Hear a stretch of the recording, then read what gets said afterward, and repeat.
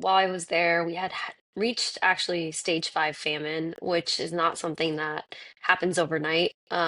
This had been an issue that had been ongoing even before I got there.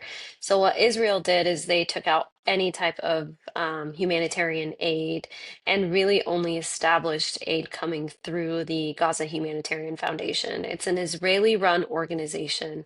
However, it is funded by the United States and Israel.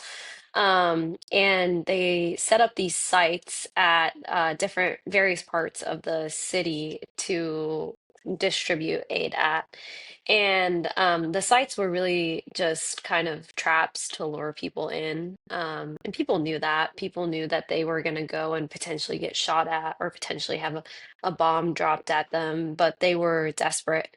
They had reached a level of famine that I don't think any of us could imagine, honestly. Right.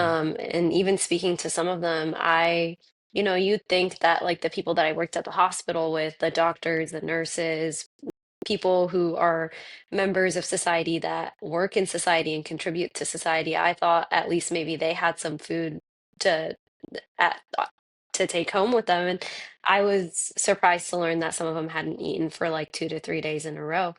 And these are And your coworkers at the hospital, like people that are nurses. yeah. Yeah, doctors. Yeah. Y- Yeah, yeah. I mean, I was surprised to even learn that all of those people even lived in tents. And I just remember the first time saying it so ignorantly. I was telling a coworker, "Oh, like you're gonna go home after this." He was like, "Home is my tent." And Yeah. he said that was the situation for a lot of them. So working in that time period, I did see a lot of injuries that were coming directly from the GHF sites. I worked both in the south and the north.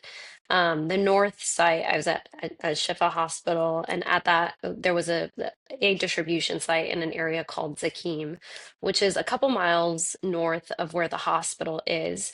So it's not a site that's easy to get to because people were having to get there by foot. And because of that, family members would send the most physically fit person to do so. And usually that was a male in their 20s, 30s, maybe even late teens if possible.